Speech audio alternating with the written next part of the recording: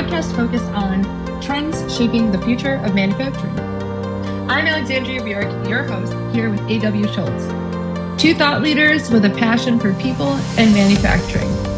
Today and every episode, we are diving deep into the advancements, sustainable practices, and dynamic changes transforming how we produce everything. And now welcome Alexandria Burek and A.W. Schultz.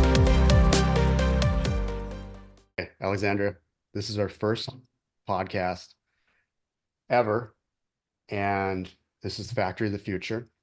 Yeah. We are semi-recording this. We have the rights to edit it at future lengths, but really we were trying to decide like where do we start our baseline story at? Yeah. And I'm the introverted person, but I'm talking, it seems like. But we met at a conference in Orlando. Orlando? Yeah, we're in Orlando. Yeah. Yep. And we were both speaking there. Yep. And you had messaged me through the app. Yep. And I honestly, I didn't see it until you had actually saw me getting ready to get to the airport. And then I saw your message, make sure you were okay. And then as a person, and saw you on LinkedIn, and then saw you're a decent person. And then not just a crazy person with coffee. Like, hey. Yeah. Yeah. And I guess what we did is you were just reaching out. You liked my mission or what I was talking about. You attended my speech, and it was like, what can we do together to work together? Yeah. And you're already doing a podcast. Yeah. I've been on a couple of podcasts, but I've never actually hosted my own. So we're doing it right now. Yeah. Same recording. And we've been talking about for probably a month how we're going to orchestrate this, put together. And then we decide, you know what, let's just go live right now. Yep. And that's where we're at right today. Yeah, exactly.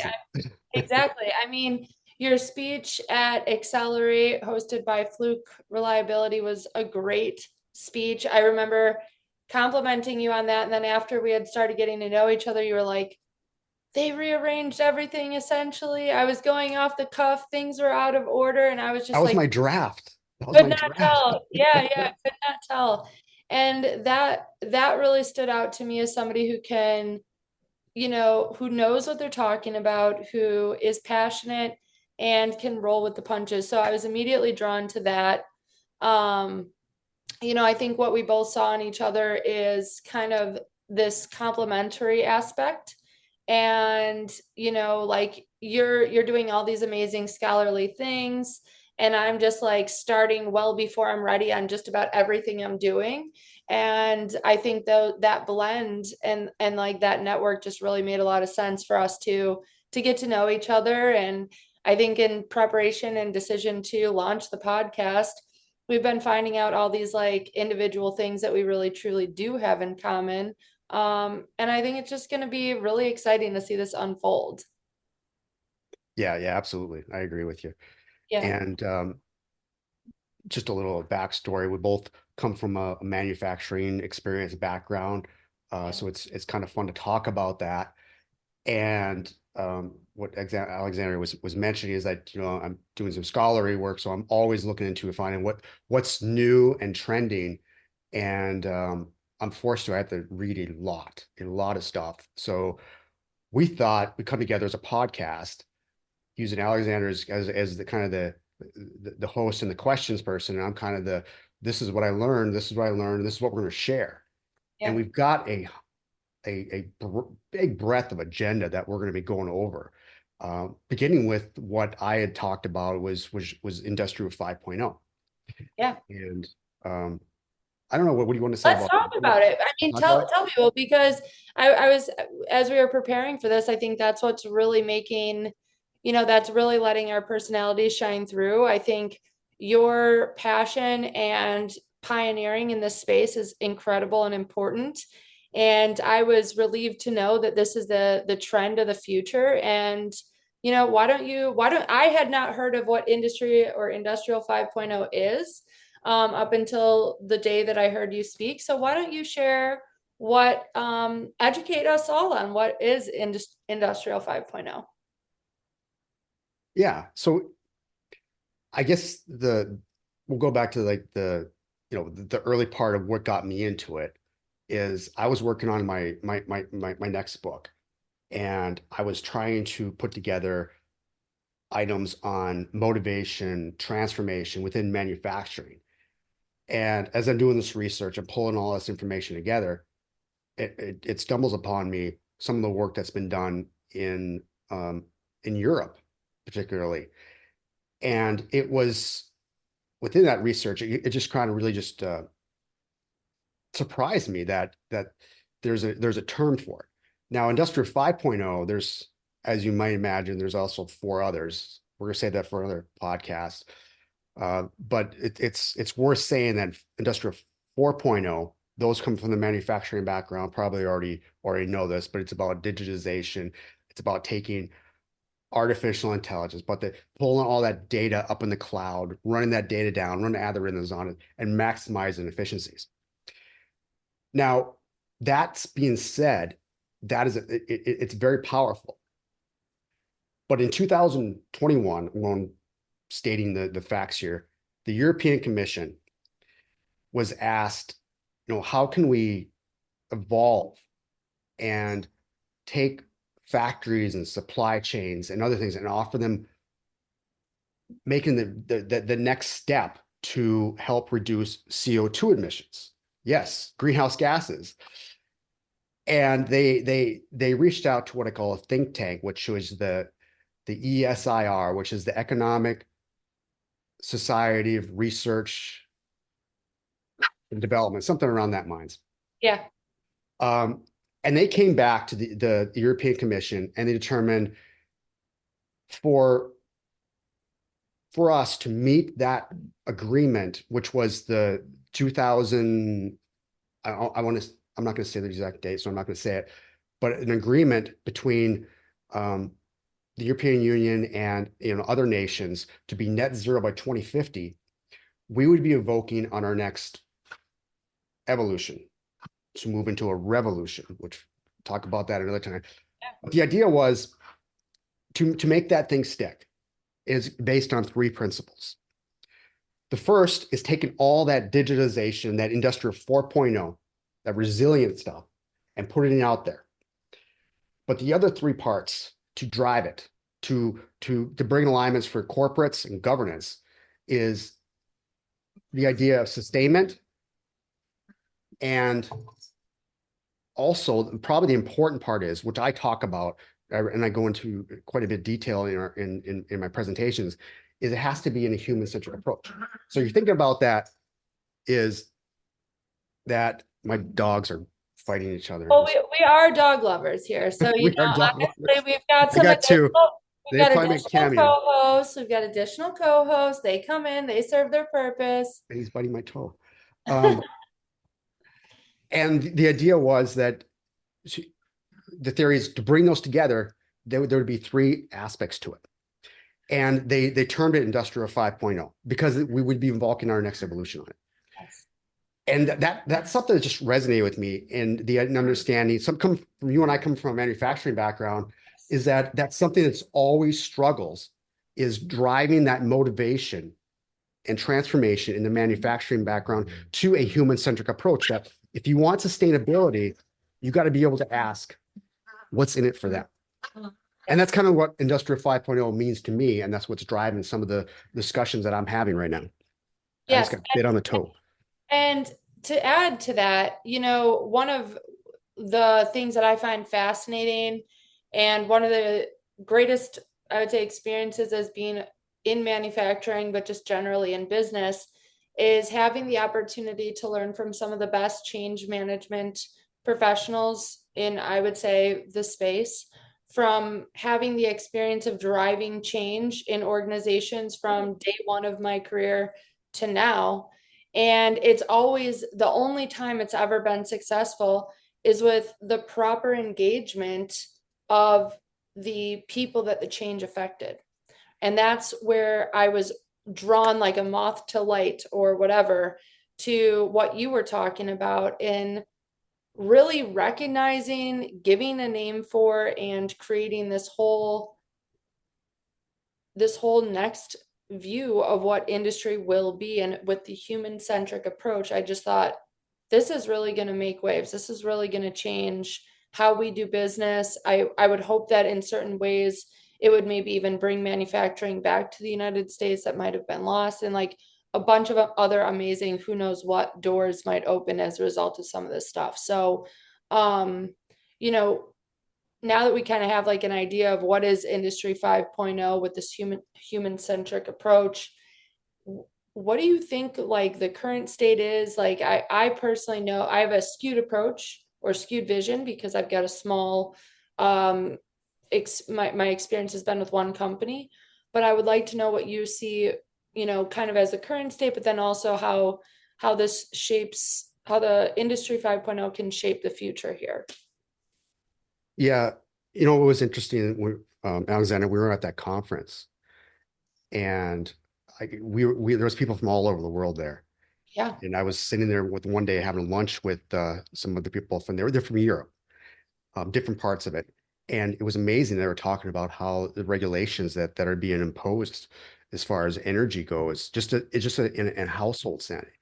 And I'm from Texas, you're from Wisconsin, and we don't see that. We don't see that. Um, the biggest alteration that we probably see at this point is there's electric cars out there now, and um, that's probably the biggest change we've seen. And there's been a lot of talks about government involvement and corporations. So a lot of the larger companies, and in fact, I just did some research on this, that the biggest the companies that are most driving some of this change as far as becoming more green, or the reduction in CO2 emissions, are the big companies. The small ones, they don't necessarily have that capabilities yet, Right. or they don't have the motivation to do it. It's the bigger companies that they want to see a resonance of what they can um, transfer and show that they're conscious of the future. So that's what I find was what's interesting, is that while Europe is, I'm going to say, a little bit of ahead of what's going on in the US, um, but it's coming. I mean, I've worked for many corporations, large corporations, and they're already making segues into it even before the Yeah. term Industrial 5.0 existed. Yeah. Yeah. And I wonder, like, for anyone who's watching this, maybe they're the frontline factory worker, maybe they're um, you know, maybe they're the CEO or the business owner of this manufacturing. What do you see like how do you see this benefiting them? Like how do you see this helping to make their business better? When I was doing DOT compliance and working with companies to help bring them up to industry standard, I always went in with this idea and true belief at my core that any company that is running top notch in terms of DOT compliance is going to be profitable because they're not going to be spending money on downtime with downed maintenance because they're doing the DOT standards. They're not going to have a subpar or B or C class workforce because the people who pay attention to details and don't have those violations are going to be your best top tier drivers. All these things that DOT compliance kind of sets as a minimum standard. If you're hitting that and above, your company is just going to be all that much more efficient and effective. So that was always my approach when I was consulting with the DOT compliance space. What would you say to our industry leaders about what this means for them and the benefits to them? I just read an article the other day, and so I have to read peer articles, which is the bronze label Yeah. of articles, and it just said there's still insufficient proof that focusing on sustainability can lead to profitability. And I don't want to be the bearer of bad news, but I just, um, no, I want to focus on the facts. Yeah. And there's not a lot of facts showing that there's profitable means to say, let's become green and we're going to make more money. I wonder though, I almost wonder about that though, because when in reading or listening to Elon Musk's controversial as he may be for whatever reason or whatever many reasons, I mean, you could make the case that he's Tesla and the solar and all the other things that they're doing is profitable and it's sustainable to a certain degree. Maybe, Yeah. maybe not. I don't know. I don't know everything that goes into it, and I'm no expert in that. But just from an outsider's personal perspective, it seems like that might be something you could maybe look into, and we can get back to in terms of like examples of really profitable companies. Is it a critical mass? Is it economies of scale that take sustainability to profitability? Is there a certain threshold that needs to be met? I don't know. I wonder. No, I mean, it's not, you're right on. And when I read it, I was a little bit surprised too, but Yeah, I mean, this is a legitimate article, and the sources they're coming from were credible. I mean, it's a question: is Elon Musk's work an outlier, or is this the trends? And I hope it's the trends. I really do. yeah, yeah, Um, he's in an organization that circles around technology on it. There's a yeah, lot of other organizations out there that they what they make and what they produce. There is quite a bit of waste into it. I mean, you think about the oil industry back in the 50s and 60s. We were trying to find ways to what we're going to do with this stuff called gasoline, and then we found a reason that cars can run on it. And yeah. then they found other means of jet fuel, and when we Silicone. extract all this other extra thing, vinegar. I mean, it's they maximize the full amount of this resource, which is, by the way, creating a lot of CO2 emissions as it goes into the atmosphere. But it's they've been very innovative throughout the years. So I mean, I look at that as some of the examples that we can definitely talk about and approach to. Yeah, and I mean, I think that segues perfectly into what we had planned to talk about in some of our upcoming episodes, like kind of these quantum leaps from industry 1 to 2 to 3 to 4, and this kind of like forced innovation that brought us into the new era. So I almost feel like it'll be interesting, or it would be worthwhile talking about in the next episode, kind of the progression of the industrial revolutions and some of the key innovations that allowed us to move from 1 to 2, 2 to 3, 3 to 4, and what you might see from 4 to 5. So I It feel even like, talks about 6 and 7. oh, whoa, I didn't even Yeah. know that. Yeah. That's like a real excitement. So I definitely think that A those need to be our teaser. yeah, teaser, no kidding, no kidding. I think that we're right around time, if I'm not mistaken. So are we clocking out? I think Are this we is a out? clock out for our first episode, Yeah, and my dog has stopped chewing on my of feet. course now. Of course, now, I hope it works out okay. This is Factory of the Future, and we are out of here like finished goods. Stay tuned for our next episode of Factory of the Future, where we're exploring groundbreaking techniques and behaviors that are reshaping industrial landscapes. Don't forget to subscribe and leave us a review and help others discover the cutting-edge insights transforming manufacturing as we know it.